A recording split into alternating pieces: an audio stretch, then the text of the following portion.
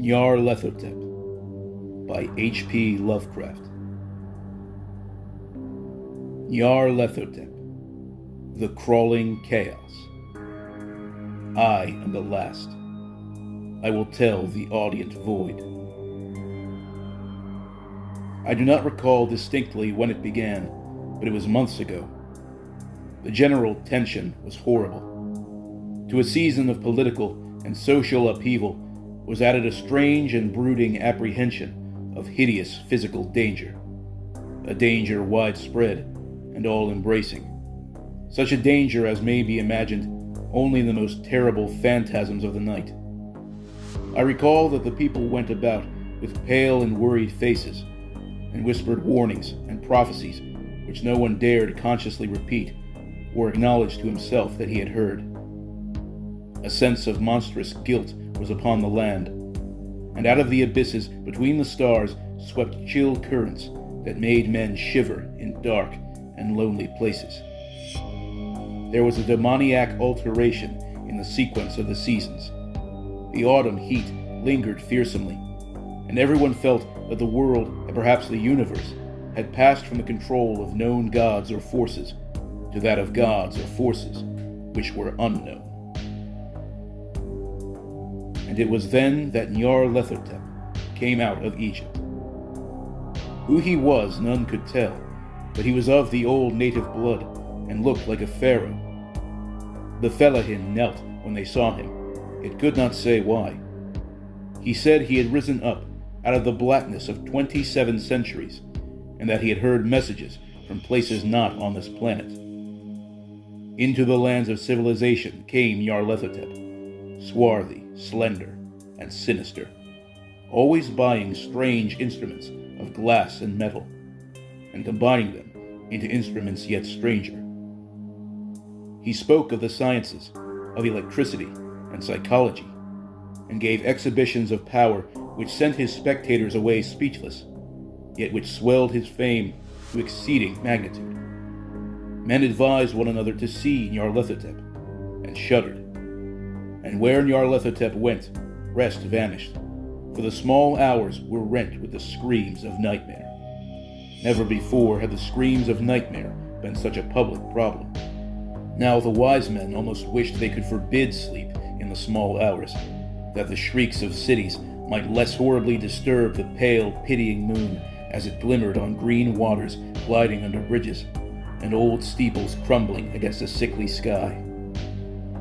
I remember when Nyarlathotep came to my city, the great, the old, the terrible city of unnumbered crimes.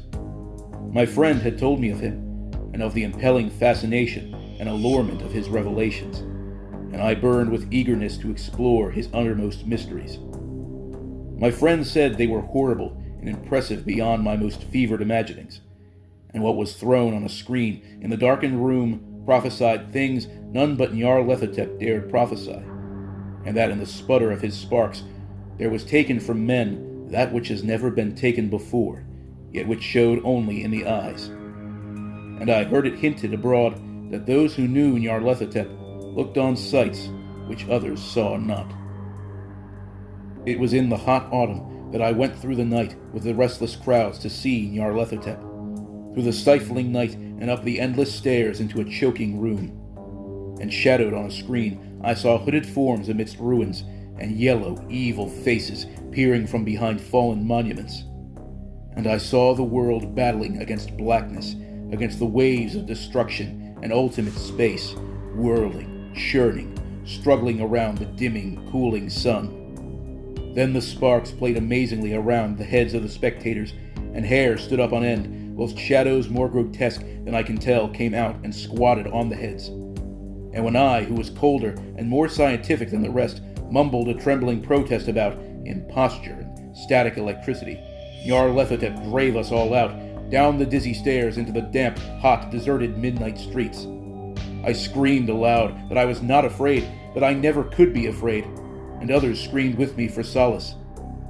We swore to one another that the city was exactly the same, and still alive, and when the electric lights began to fade, we cursed the company over and over again, and laughed at the queer faces we made. I believe we felt something coming down from the greenish moon, for when we began to depend on its light, we drifted into curious, involuntary formations and seemed to know our destinations, though we dared not think of them. Once we looked at the pavement and found the blocks loose and displaced by grass, with scarce a line of rusted metal to show where the tramways had run. And again we saw a tram car, lone, windowless, dilapidated, and almost on its side. When we gazed around the horizon, we could not find the third tower by the river, and noticed that the silhouette of the second tower was ragged at the top. Then we split up into narrow columns, each of which seemed drawn in a different direction. One disappeared in a narrow alley to the left, leaving only the echo of a shocking moan. Another filed down a weed-choked subway entrance, howling with a laughter that was mad. My own column was sucked toward the open country, and presently felt a chill that was not of the hot autumn. For as we stalked out on the dark moor, we beheld around us the hellish moon glitter of evil snows.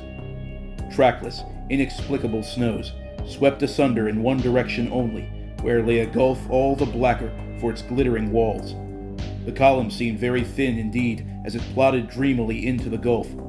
I lingered behind, for the black rift in the green-litten snow was frightful, and I thought I had heard the reverberations of a disquieting wail as my companions vanished, but my power to linger was slight.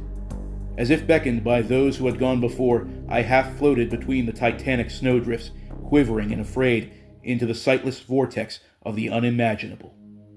Screamingly sentient, dumbly delirious, only the gods that were can tell. A sickened, sensitive shadow writhing in hands that are not hands, and whirled blindly past ghastly midnights of rotting creation, corpses of dead worlds with sores that were cities, charnel winds that brush the pallid stars and make them flicker low. Beyond the world's vague ghosts of monstrous things, half-seen columns of unsanctified temples that rest on nameless rocks beneath space and reach up to dizzy vacua above the spheres of light and darkness. And through this revolting graveyard of the universe, the muffled, maddening beating of drums and thin, monotonous whine of blasphemous flutes from inconceivable, unlighted chambers beyond time. The detestable, pounding, piping, whereunto dance slowly, awkwardly, and absurdly gigantic, tenebrous, ultimate gods. The blind, voiceless, mindless gargoyles, whose soul is Nyarlathotep.